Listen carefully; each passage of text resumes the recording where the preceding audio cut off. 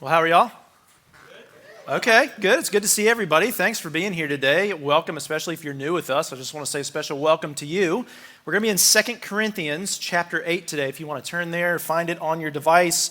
And we're going to be in week 4 of our Multiply series, week 4 of 5. So next week is our last week for that. But I hope you'll go back and listen to the other ones if you haven't heard them yet, or if you haven't been here for some of those. I know people are sick and out, and so I'm glad that you guys are here because it's just that season. But we've been talking about what we want to do and how we're going to do this to become a multiplying church. Multiplication just looks like disciples, making disciples. So how are we going to do that? Well, we're going to talk about it today again here in 2 Corinthians chapter 8. Let me start by asking this question for you, okay? Do you guys like taking tests? Yeah, I didn't think so. Most people say no, because maybe for you, test taking conjures up these visions of like sweaty palms and fearfully squirming in your seat at school about to take a test that you're not prepared for, you don't feel like you're ready for. Or maybe if you went to college, it makes you think of staying up late and pulling all-nighters and only to fall asleep at the very last minute the next day and not actually get to the exam that you have to take. That fear, that may or may not have ever happened in my college experience before. I won't say anything since my parents are here who paid for that college experience.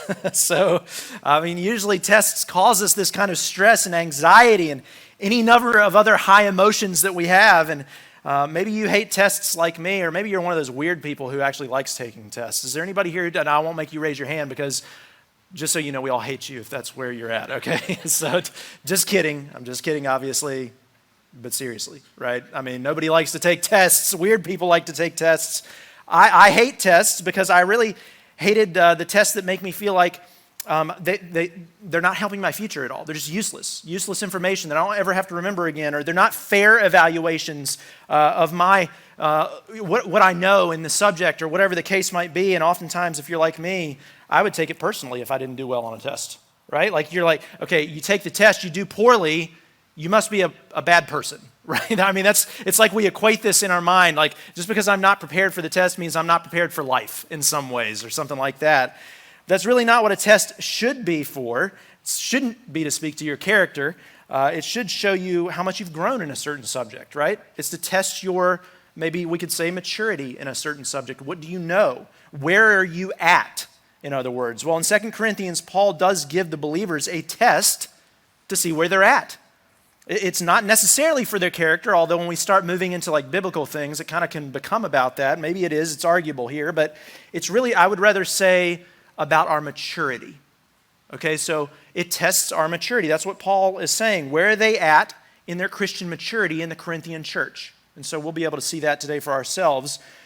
We have a way to define Christian maturity as a church here at Redemption Church. It's based on the greatest commandment, Matthew 22, to live the upward, inward, and outward life, to love God completely, to love yourself correctly, and then to love others compassionately. That's how we define maturity here, based off of how Jesus defines it for all Christians in Matthew 22. Nobody's arrived at that maturity, right? We're not all perfect in all of those categories. It's a process, but we're growing in that over time. And Paul's going to argue that our willingness to give is a test of that maturity. It shows us where we're at in that process. It tests our love for God and our love for ourselves and our love for others. It tests where we're at in those things. Do we really love God completely? Do we really love ourselves correctly, or are we over-loving ourselves in some way? Do we really love others compassionately, or do we not? God's given us this test to see. So here's the main point for today. If you're taking notes, you want to write this down. Where we give our money is where we give our heart. So yes, we are talking about money today. Welcome to Redemption Church if this is your first time, okay? This is what it is. This is what 2 Corinthians chapter 8 is all about. It's the topic for today. We all love talking about it, and of course, I love talking about it to you, of course. So we're all in this agreement here. This is the greatest topic of all time that we all like to talk about in church. Now, I remember my dad saying one time that he always thought that Baptists were just after your money.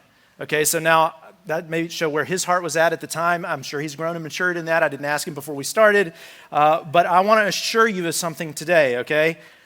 We're not after your money here. I just want to say that very plainly to you today, especially if you're new with us. We're not after your money, we're after your heart, because that's what the Bible's after. That's what Jesus is after here. The Bible gives us this principle of generosity as a significant mark of Christian maturity in your life.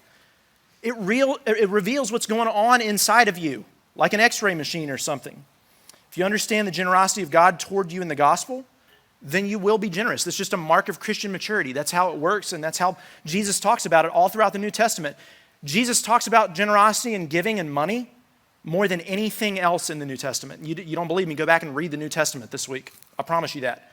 He uses money because there's something about money that is in our heart. It's connected. So if you think this is a ruse to fill my pockets here or something like that, then I challenge you to take these principles about money and giving, apply them to somewhere else. Take them and apply them to another organization in Roanoke that you trust, if you don't trust me. And that's fine. The problem is, though, when I make that challenge, usually nobody is willing to do it anyway. It's not that I'm asking for your money or something like that. It's that you don't want somebody to talk about your money because you're putting your finger on something that's in your heart that you love more than you love God, or you trust more than you trust God. So it's not that you don't trust me or our church or some other organization. It's that you don't trust God. That's always what money reveals. It's where our treasure is where our heart is. Somebody taught that somewhere in the Bible, okay? So if most of our treasure is in a savings account, man, our heart's in a place of trusting ourselves or our money more than we trust God. If most of our treasure is spent on frivolous things, entertainment, pleasure, comfort, then our heart's in a place of total self-centeredness, worshiping ourselves rather than worshiping God. It just works that way. So what God often does is test us and stretch us to prove where we're at in our maturity process, not to beat us down or make us feel guilty, but to call us up, to help us grow, to help us in continuing to mature, to say, listen, you're not there yet. Here's where you are. Here's where you need to go. Let me help you get there. And that's what the gospel does for us. And one such test is what we're willing to give away in our lives. So as we turn to the text, let me give some context here as we look at 2 Corinthians chapter 8, just so that we know where we're at. Paul's been urging the Corinthians to give to the victims of a famine that was in Jerusalem and throughout the empire into Egypt and all of this different stuff. And he's not commanding them to give here. He'll say that outright. He wants them to want to give. He wants them to have an eager willingness, he'll say. That's the language he'll use. And he says that their giving will be a test of their love. That's literally the words that he uses. So let's just pick it up here in verse 1. I'm going to read through verse 15, so it's a little bit of a chunk, maybe a little bit more than normal that I would read. But here, follow along with me and see what he says to the Corinthian church. He says, "We want you to know, brothers and sisters, about the grace of God that was given to the churches of Macedonia. During a severe trial brought about by affliction, their abundant joy and their extreme poverty overflowed in a wealth of generosity on their part." Very interesting language. So out of the poverty flowed generosity. "I can testify that according to their ability and even beyond their ability, of their own accord, they begged us earnestly for the privilege of sharing in the ministry to the saints." He's talking about giving, and not just as we had hoped. Instead, they gave themselves first to the Lord and then to us by God's will. So it's not just what he hoped, it's beyond. They gave all of themselves. So we urged Titus that just as he had begun, so he should also complete among you this act of grace. So Titus is there with the Corinthians. He's saying, you ought to do this.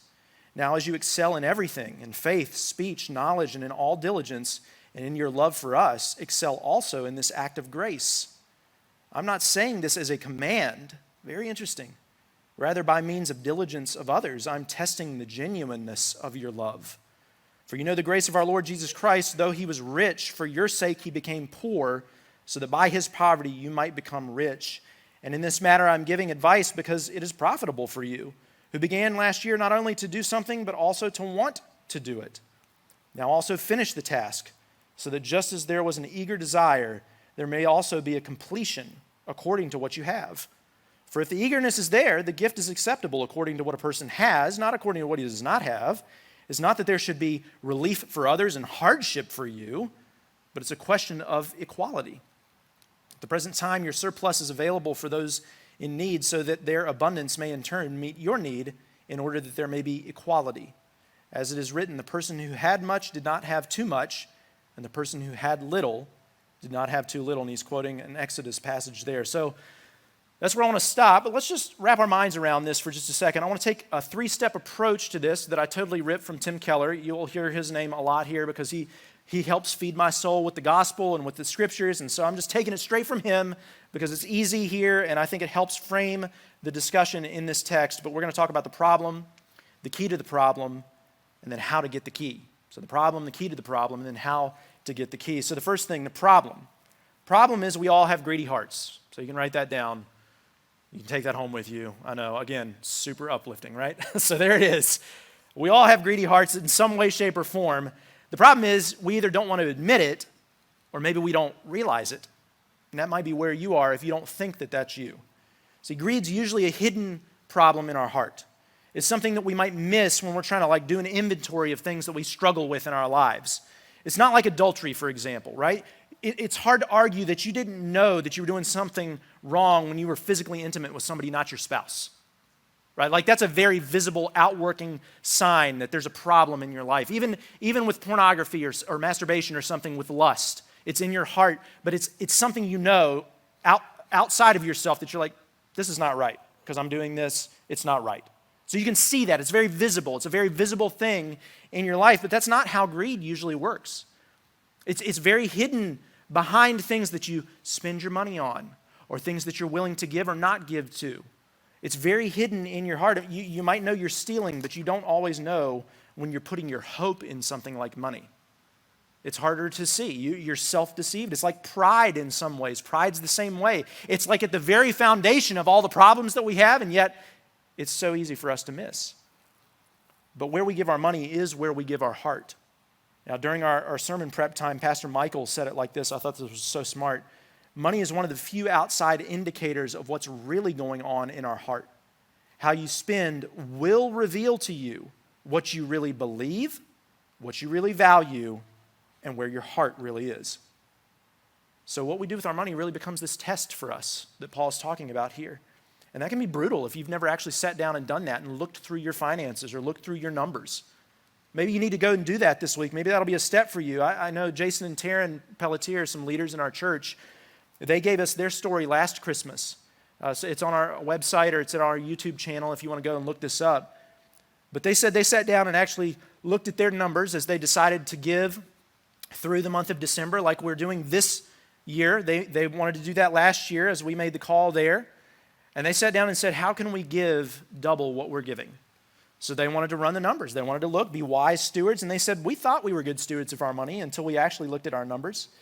But Jason would go on in the video to say they sat down and looked at how much they were actually spending on themselves and on frivolous things in their lives. They would say like entertainment and all of these other things.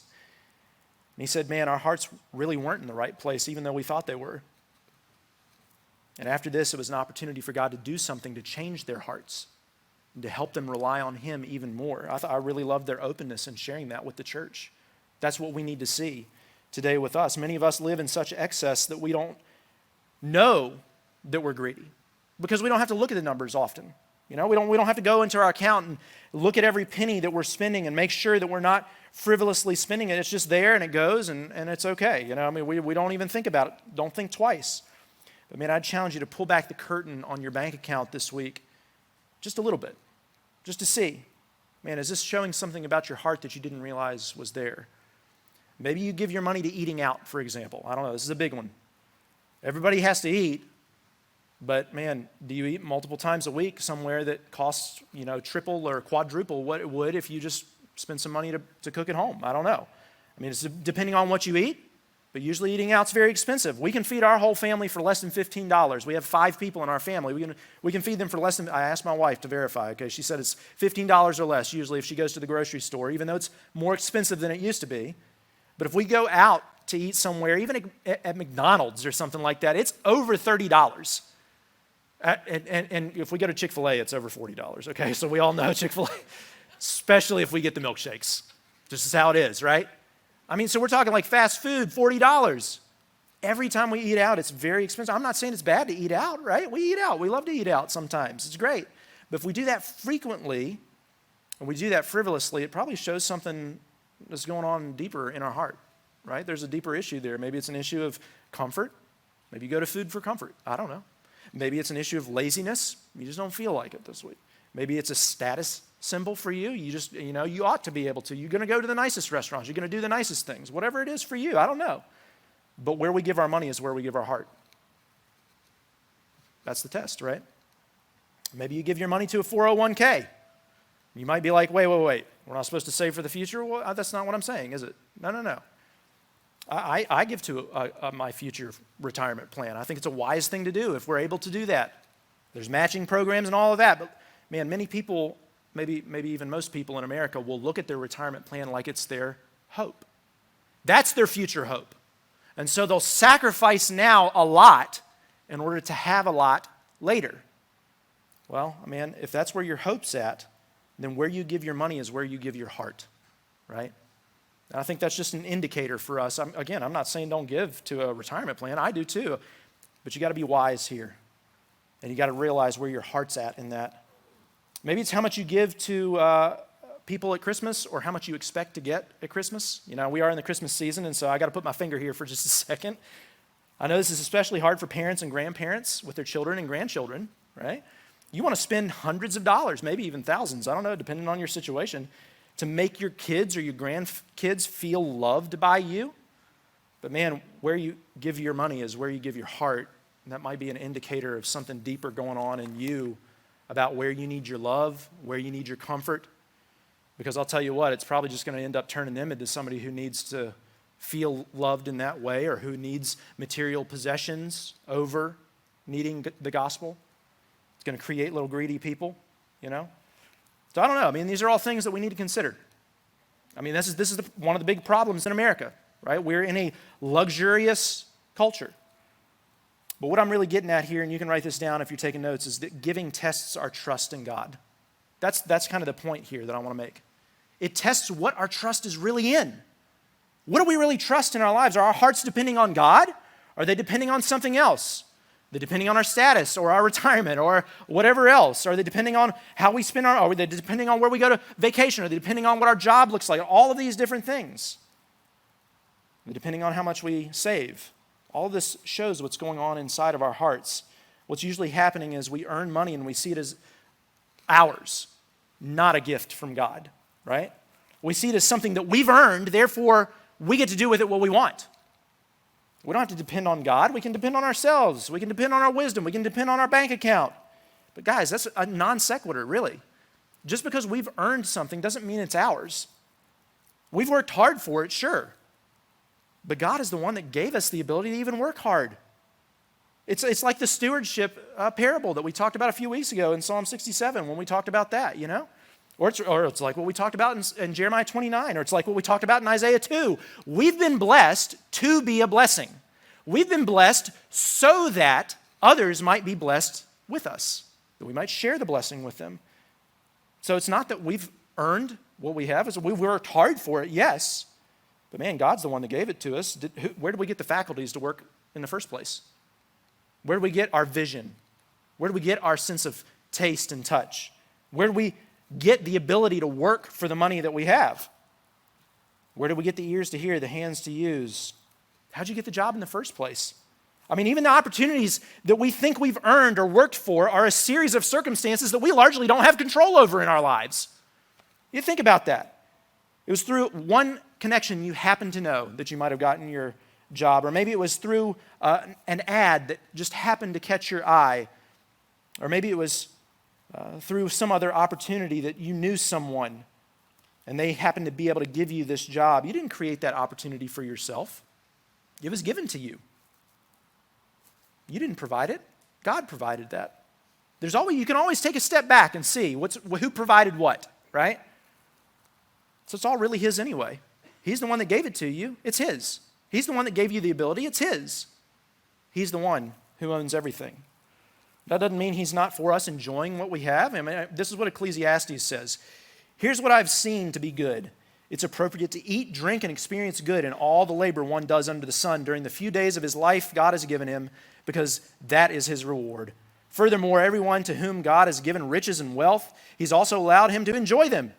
Take his reward and rejoice in his labor. This is a gift of God. Great.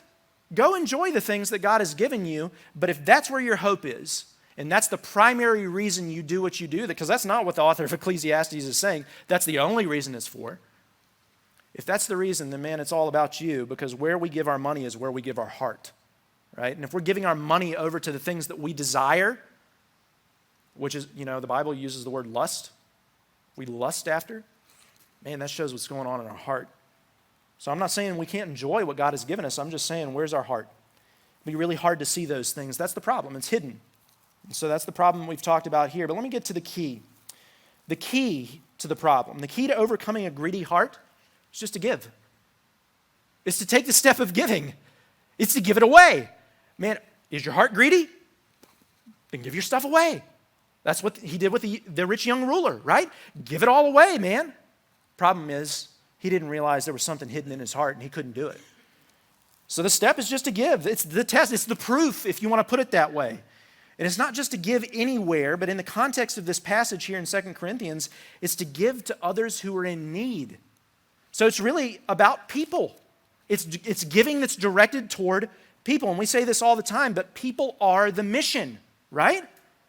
As we saw in Psalm 67, we're blessed to be a blessing to other people. As we saw in Jeremiah 29, why has God placed us where we're at? For the city, for the people. In Isaiah 2, who are the people that are supposed to be flocking to the mountaintop that we're supposed to engage and bring to the mountaintop with us? People from all nations, all peoples. People are the mission. And so the giving is for people. It's for the mission. People are super important. I know, it's the most profound thing that maybe has ever been said in a church service ever, right? People are important. People are important to God. Where we give our money is where we give our heart. Is your money going toward people? Is your heart toward people? So how we give reveals how our heart is toward others, especially those who are in need. We could say it like this: giving tests our love for others. It's the test. Now, for you pragmatists out there, that doesn't mean unwisely giving. Paul addresses that here. He's like, hey, don't give so that you're in hardship, right? Don't give so much that it's unwise to where now you're in hardship and somebody's going to have to give to you to help build you up. Give wisely, but give what you can. It's not about the amount, he says. It's not according to what you don't have, but what you do have. So give wisely. But he's also not talking about unwise giving to those who are going to squander what you give them either. Now, he doesn't address that here necessarily, but principles in the Bible kind of go through this. Tim Keller, in his book, Ministries of Mercy, calls this out. And he says it's called the let us into your life principle. He talks about this in Ministries of Mercy. You ought to write that down if you've never read that book. It's very helpful. He says if somebody's not willing to let us into their life, to speak into how they're spending the money that we give, then they probably don't deserve the money. They probably shouldn't have it. Because the idea is like you don't want to give money to an alcoholic so you can go buy more alcohol, right? That's harming them more than it is helping them. So you don't want to give in a way that harms people. You want to give in a way that helps. You got to be wise, but it often takes, guess what? A relationship, because people are super important, It takes a relationship. Let us into your life. You got to be willing to get down in the ditch with the person. That's the whole deal with the parable. That's the Good Samaritan. He gets down in the dirt. He gets his hands dirty. He brings the person. He creates a relationship with somebody over time. We got to be willing to do that. So giving wisely is a good thing. Paul addresses that here. But we also said that this goes deeper than our money, right? It goes into our heart. I don't know if you noticed, but nowhere in this chapter does he actually say the word money. Go back and read the whole thing. He never says money. He uses words like minister to, show grace toward, serve, love. That's what he says here about giving. That's the whole point. It's about those things. It's not about the money. Where we give our money is where we give our heart. See? We follow the money, it shows us where our heart's at. So he's telling them to give generously because their hearts are for their brothers and sisters. In verse 13, Paul says it brings equality, or we could say equity. So that should evoke an idea of justice that we talked about back in the fall. Remember that idea of equity? We all bear God's image, and so we all deserve to be treated with an amount of dignity that is equal to that. That's what justice does, is it levels those scales again, because we all bear God's image. So he cites Exodus chapter 16 to make that point. That's verse 15 where he cites Exodus 16. Well, we talked about that a few weeks ago. It's the Exodus passage about the manna. That's what he's talking about here with the manna. He's saying that when people gathered too much manna, if they hoarded it for themselves, then it would rot. But if they gave it to their fellow Jews who didn't gather enough, because that's really interesting, then it would be perfectly good for those people that they gave it to. How does that work? So if they gathered more than they needed, and then they kept it for themselves, it would turn into worms and maggots and rot and stink. But if they gathered more than they needed, and then they gave it away to the people who couldn't gather enough, what they gave away would be perfectly good for those that they gave it to. Very interesting, isn't that? That is such an interesting principle here, because where we give our money is where we give our heart. Man, if our money's for ourselves, then it's going to rot us from the inside out. That's the idea. But if we give it away to those who need it when we don't need it ourselves, man, God uses it and multiplies it and blesses it. It's the last thing to point out here is that Paul kind of appeals to their sense of competition, because he uses the Macedonian Christians in their poverty. They give generously. How does that work? What does he mean? Well, I don't think he's saying that they give in an unwise way, because he addresses that here. He's saying that even though they don't have a lot, they have more than they need. And so they're willing to give generously out of that they have. How much more should the Corinthians give is what he's saying, because, man, giving tests our maturity. And so you can write that down as well. He's appealing to their maturity here. This is the test that we're talking about, right? The Corinthians were thought to be pretty wealthy. They were a wealthy city, a wealthy society. It's probably a lot like the United States is right now. People had what they needed. I mean, people who sell papers in our context make more than people in developing countries around the world, right? I mean, the people in the lowest rungs of society here, we've talked about this before statistically. We make more on average in our country than any other nation in the world, typically, except for maybe one or two. But we're in the top echelons. We're in the 1%, if you want to put it that way. Even people who are living in poverty here are in that category. And so, man, we need to be willing to give out of what we have, out of the abundance that God has given us in our lives. Paul's point is, it's not how much you give, it just matters that you give something. That you give something that you have that you don't need. Have you ever had a test like that? He's talking about testing them. Have you ever had a test where the answer doesn't actually matter? You just got to complete the test. It's a completion grade. Right? We all love those kinds of tests, right? Just put something on the sheet of paper. It doesn't matter what it is. Just write something down. That's what he's saying here. Just give something. Just do something, Corinthians. And so that's what we need to see here as well. He's going to go on to say that he wants people to want to give, and that's based on their maturity levels. If you remember that from the parable of the talents as well, the owner divided the wealth among his servants, right? And he gave each one to their abilities. He gave it based on their abilities. We might say, and replace that word with maturity. He gave it to them based on their maturity level. Man, one he gave 1 he gave 2, and 1 he gave 5, right? He gave it based on their abilities, based on their maturity. Are you going to bury what you have, like the 1, or are you going to be able to multiply what you have in maturity? Because that's what maturity does. Maturity multiplies. Maybe he's working to grow you right now so that he can grow your wealth over time, so that you can give more. Maybe he hasn't given you more than you have because you're not being a good steward of it. I don't know. We said that in the very first week. Maybe he's gifted you with generosity. That's what he says in Romans 12. It's a spiritual gift. Maybe he's gifted you with the gift of being poor all the time, like I feel like I have. You know, it's like some people have the gift of making money and some people have the gift of spending money. Maybe I've been given the gift of the latter. I'm not sure. I don't know how to make money very well, right? Some people can just like put their finger on something, the Midas touch, and they've made millions of dollars. Some of us can't do that, right? Maybe you're comparatively poor. It's okay, either way. Whether you're rich or whether you're poor, it's not the amount that you give, it's the amount that you give compared to what God has given you, right? That's the idea. What have you been given? He's not saying give what you don't have. He's saying give out of what you've been given. God has given us what we have to give away, because where we give our money is where we give our heart.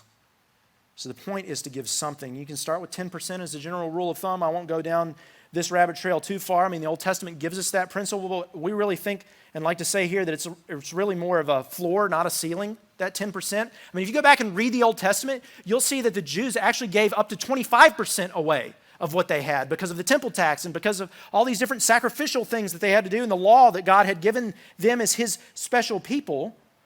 So man, 10% might be nothing for you. Maybe you need to be giving way more than 10%. I don't know. Not putting ourselves in hardship, being wise. But think about that. I mean, Zacchaeus in Luke's gospel, when he was, he's like Zacchaeus, the wee little man. You remember that from Bible school if you grew up in church?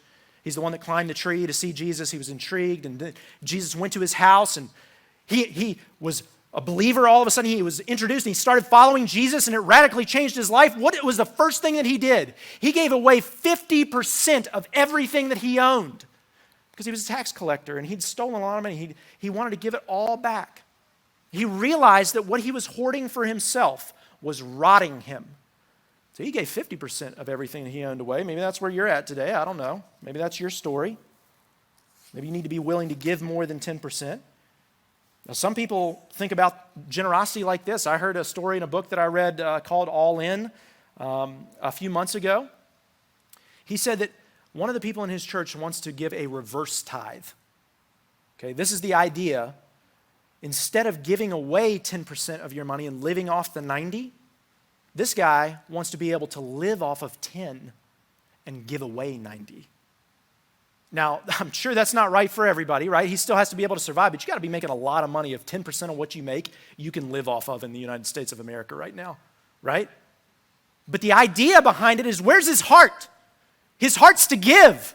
His heart's to be generous. His heart is in the right place. Now, that might not be what God's calling us to do, calling you to do. I don't know. Maybe he is, though. Maybe he is. Let's not discount that. It's a pretty incredible thought, though. That's the direction we need to be thinking in when it comes to generosity. Where we give our money is where we give our heart, right? That's where that guy's heart's at. Oh, this is a challenge. It's an encouragement, kind of like what Paul does with the Macedonians here, right? To the Corinthians. It's a challenge. What usually happens is we end up saying that 10% is our tithe tax to God. It's our tip the hat to God, and say, yeah, I'm going to give my 10 because I know he saved me and it makes me feel good to give, and I'm going to give my 10% and then I'm good. I'm good. It's very religious. It's a very transactional thing, right? We give the 10, we expect blessing in return. Shows where our heart's at, right? Becomes transactional. God doesn't want our tip, though. He doesn't want just a portion of us. He wants all of us. He wants our whole heart. That's the heart language, right? When he says heart in the Bible, what does he mean? He means all of you, every bit of you. So where our money goes is where our heart goes. Where we give our money is where our whole self is at. That's what this means here. It's a challenge. It's very dangerous here. Have we given our heart to God? That's the question. Have we given our heart fully to God? Because listen, that's the way to get the key. Okay, we've talked about the problem, that greed is hidden. We've talked about the key is to exercise giving. Just take the step. But man, how do we get the key? Because the key seems unobtainable to us sometimes, right? My heart doesn't want to give, so I'm not gonna. Well, here's the way to get the key. Get the key by giving your heart to God. You got to first start by giving your heart to him fully. It's called full surrender. Wholly to God. Believe the gospel, in other words. Believe what Jesus has done for you. If you want to learn to give your money freely, then you got to first receive Jesus' free gift for you. You couldn't earn it. He was willing to give it to you freely. But listen, it wasn't cheap, was it? That's not cheap grace. He had to pay everything for us to get that, so that we could get it freely. He had to give it all. So our freedom was bought at the highest of prices, Jesus' own life. But man, it's free to you if you're willing to believe in him and give your whole self to him. Give your heart to him today if that's where you're at. Maybe you haven't done that. Maybe you're listening online. Maybe you're here in person and you have not given yourself over to Jesus yet. Or maybe you've been living your whole life and finally we're putting our finger on something, your money, and it showed you that you've not fully given yourself over to God. Man, now's the time to do that. Our tendency is to throw away the key that God gives us. Remember, the key is giving. If we want to get over the greediness in our heart, then we got to be willing to give. And what we'll do is we'll just throw away the key. We don't want the key, right? Unless we see what Jesus has done for us. That's how we get the key. That's how we gain the ability to give. He's already unlocked our heart. He's already the one that's come and given us the key and turned the lock on our heart and opened it up. If we receive that free gift that he's offered to us. And that's how we'll be able to give with a cheerful heart, as we'll talk about next week in 2 Corinthians chapter 9. Oh yeah, we're going there next week. Don't you worry. All right, we won't stop here in chapter 8. We're going to go on to chapter 9, and I've appropriately titled it Christmas Cheer, okay, for cheerful giving. But that's the beauty of the gospel, guys. And that's what Paul appeals to here. Remember 2 Corinthians chapter 8, verses 8 and 9. I'm testing the genuineness of your love. For you know the grace of our Lord Jesus Christ. Though he was rich, for your sake he became poor, so that by his poverty you might become rich. Man, their willingness to give directly reflected how well they understood the gospel. That's what he's saying. It's a test of your genuineness. It's a test of your love. Do you love other people? Well, let me see how much you love your money. Right? Have you understood the gospel? Let me see by where you give your money. That's what he's talking about here. Generosity is the very heart of the gospel. God was generous to us. How can we not be generous in return? Jesus, though he was rich, for our sakes became poor, so that by his poverty we could receive his riches. Guys, this is not talking about money, right? It's talking about eternity. Heavenly riches. You can write this down. Jesus made himself poor to make us rich. He made himself poor. He poured out himself. In other words, it doesn't look like he gave wisely, right? That's always the question in our heart, isn't it? It's always the question in our mind. Wait, okay, I know we ought to give, but we can't give unwisely, right? Like, we got to be able to keep enough for ourselves. We got to be able to pay our bills. And yes, of course. But listen, Jesus didn't give that way. Jesus gave in a way that looks very unwise compared to what Paul says here about how we ought to give. Jesus gave all of himself, every bit of it. He gave up all the riches of heaven so that we could enter into heaven with him. That's why, hey, listen, I don't want to get in theological debate here, but that's why the song says reckless love, okay? That's probably why they use the term reckless. I know it can get confusing. If you don't like the song, I totally understand. If you don't know what I'm talking about, don't worry about it, okay? That's what it looks like here, though, right? He gave it all up, every bit of it. He didn't hold a portion back. He wasn't just tithing 10% of eternity. He gave it all so that we could know and be known by God. It's eternal riches that he's talking about here. Where we give our money is where we give our heart. It was the same for Jesus with the riches of heaven. Where he gave his riches is where he gave his heart. And he gave it all to us, guys. He gave it all away. Jesus is the king who gave up his throne so that we could have a share in his kingly rule and reign. Now we can be called sons and daughters because he himself gave up his own life as the son. He's the one that owns the cattle on 1,000 hills, the psalm says. But he gave up his full ownership to give us a stake in the company with him, if you want to think about it like that. He emptied himself, as we read from Philippians chapter 2 before the service. He emptied himself fully so that we could be made full and be filled with all the fullness of God, as we've talked about from Ephesians 3. Just think about how magnificent and how great and how good that God is. That's generosity. That's true generosity. Giving yourself. He didn't just tithe a portion, he gave his whole heart, his very son, the very heart of heaven. So the mission now is to give. Can we not give ourselves to a God who's done that for us? That's challenging for me. I don't know about you. That's challenging. We give back to him in worship. And that includes our money. So in one sense, God's plan of salvation tested his love for us. God's own generosity was a test for himself and for us to know how far he was willing to go to bring us back to himself and back into his kingdom. And he, of course, passed the test by sending Jesus on the cross, right? His own generosity was a test for him. It's only appropriate that our generosity is a test for us about where our heart's at. Let me give you this story, and then we'll wind our time down here. A guy named Buenaventura Obello was a college professor in the Philippines during World War II. I think this is very interesting. That's during the time when the Japanese forces were coming in to take over the Philippine Islands, and he was there, and the head of his college, he was the dean, and he became somewhat a legendary figure through this time period of Filipino resistance and freedom. There's this myth that's now swirling around about Buenaventura.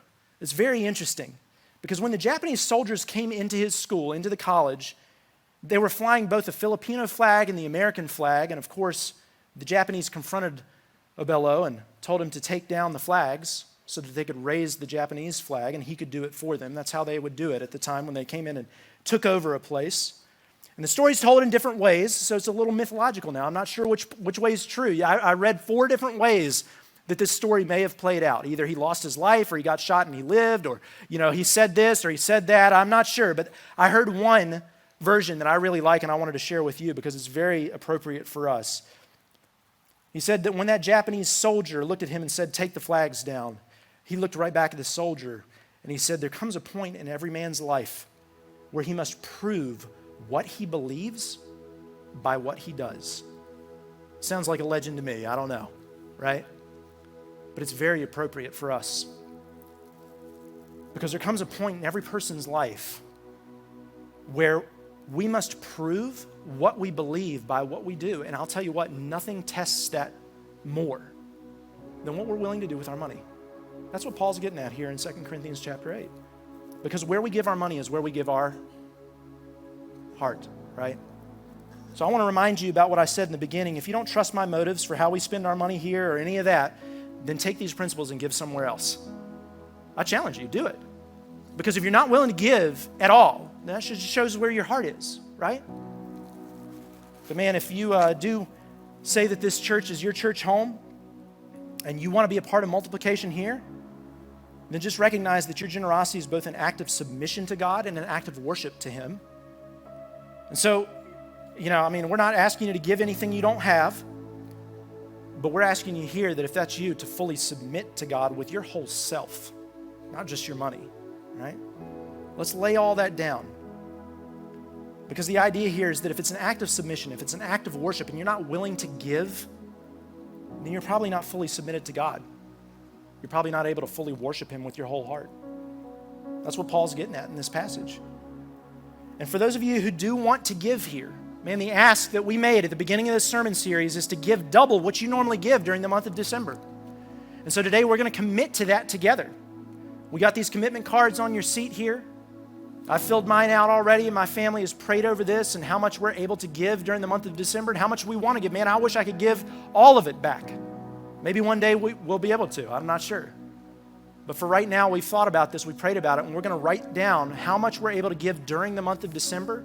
And we're going to come up front, we're going to place it in this very expensive basket that we have up here, okay?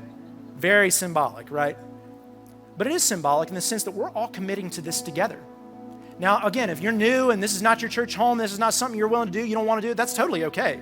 We're glad you're here. I hope you see this and see how serious we are about multiplying and giving ourselves to God. That's what this is meant to be for us. It's a symbolic gesture, a way of response to the gospel that we're going to do together here as a church. And we're going to do that here in just a few minutes. But just to remind you what we're going to be giving to this coming year. The idea is to raise $60,000 during this month. That's going to be a stretch for us. We may not hit it. I just want to caveat that, and I want to couch that for you guys. We may not, unless we're willing to give above and beyond. Because this will be, $60,000 is more than double what we're giving in a month as a church. So we're just asking God. We're asking God to stretch us, to grow us. We're begging Him to move so that we can multiply next year in 2023. We have 3 ministry lanes that we want to fuel this year called our Next Generation Ministries, Ascending Pipeline with a residency, and a new strategic location. We want to fuel those next generation ministries where we can raise up students and see God use our students to save those students around them. We've cast this vision. What if our student ministry becomes that thing that is the baptism pipeline for our church? What if that becomes the way that people get baptized the most is through our kids and students ministries?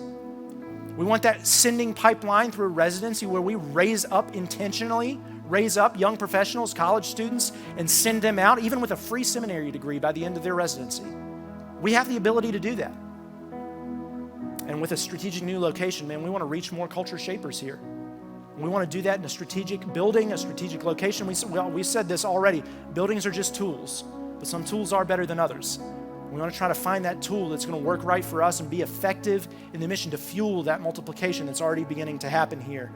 You can read more about those online on our Multiply webpage, redemptionroanoke.com/multiply. But guys, that's where we're at. And so in just a minute, I want us to respond by bringing this up here to the front and dropping it in the basket during the song. And at that time, we'll get our communion cups and we'll come back around. But let me just do this. Let me introduce a video first, a story that we want to share of a couple in our church, Chris and Amy.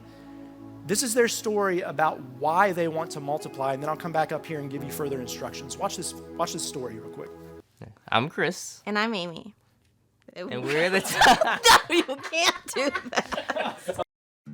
I'm Chris. And I'm Amy. And we're the Thompsons. We first started inquiring about Redemption Church. At the time, I felt God was laying on my heart, at least for me personally, at the time, that church planting was something that would be huge in our future. I just fell in love with the idea. It went from an idea to an actual thing that felt like God was calling us to do. Having a church plant here so close to home, I want to be a part of that mission, but as a whole family, because I think it's doing something for our kids as well. I think what sold it for me was that my son could just recite whole Bible stories, and he knew the characters, and he's just been flourishing. And then our daughters, the girls have been flourishing. They just love all the helpers there, and they go up and give some of the care workers, big hugs, like as if they were their own parents. And so it's just been a welcoming. It's been exciting to be a part of that mission with Redemption, just to reach a restless culture in Roanoke. We invest in the mission because the mission has invested in us. I feel like our marriage is stronger, our relationship with our kids is stronger, and a lot of that comes from the community and the accountability that we have through Redemption. So we want that for other people. We want marriages to be put back together. We want families to grow together, and so that's why we give our time and our talent and our treasures. It was refreshing for me. I think on the 6th or 7th week there was a visiting. I think it was Charles. Yeah, it was Charles from the Hill Church that got to preach, and I was like, oh, this is so eye-opening. Like I don't get a lot of different voices from the pulpit. It's not just predominantly whichever the church is. So that was refreshing, and also just doing a lot in the community, because in the area of town that we're in, it's very diverse. It's just reaching out to those areas, because sometimes they don't come to church. Sometimes we have to come to them. So a lot of the block parties and things we've done in the community, like movie nights, doing Virginia Heights, things like that, getting out into community was really good, just to meet some of these people where they're at. So I think we give financially to support the mission because we do believe in the mission, and we love the things that Redemption is doing, that it's not just about foreign missions, which is great to support, and we do support that, but also it's about the mission right here in Roanoke. And I think that's one thing that has impressed us, is just how much Redemption is doing right here in Roanoke. And so to be able to be a part of that has just been really cool. When I think of generosity, I think of last year's Multiply Christmas. We were challenged to double our giving for the whole month of December, and I just remember at the time thinking about giving maybe what we usually give and then a little bit, or giving what we usually give and maybe half bit more. But I just had to repent of that, because something to make me feel so uncomfortable like that, as it shows something about my heart, and so I had to pray on it. So I said, no matter what, we're going to trust God, and we're going to give double what we're going to give, and not think about it. Just put it in there every Sunday and not think about it. And God had just blown us away with generosity and blessed our family in ways that weren't just financial, but just above and beyond. The more we give, the more we'll be able to do, and that money fuels missions all around the world. It fuels missions for people working with refugees, people in other states, other countries, locally, nonprofits, things like that. The more money we can give, the more God's kingdom will advance. He could use us, He uses our time, talent, and treasure. But yeah, the more we give of our time, the more we give of our finances, God will move. And it's not about if and when He will move, it's how much we can do and how much how far we can go. Thanks so much for listening with us today. We hope that it was an encouragement to you. But we don't see this as a replacement for gathering with other believers in a local church context. So if you don't have a local church, we would encourage you to plug in with one wherever you are. And if you're in Roanoke, Virginia, we'd love to invite you to plug in with us here at Redemption Church. And you're welcome anytime to gather with us. But you can check us out online at our website, redemptionroanoke.com. You can look for other content or resources there. But thanks again for listening.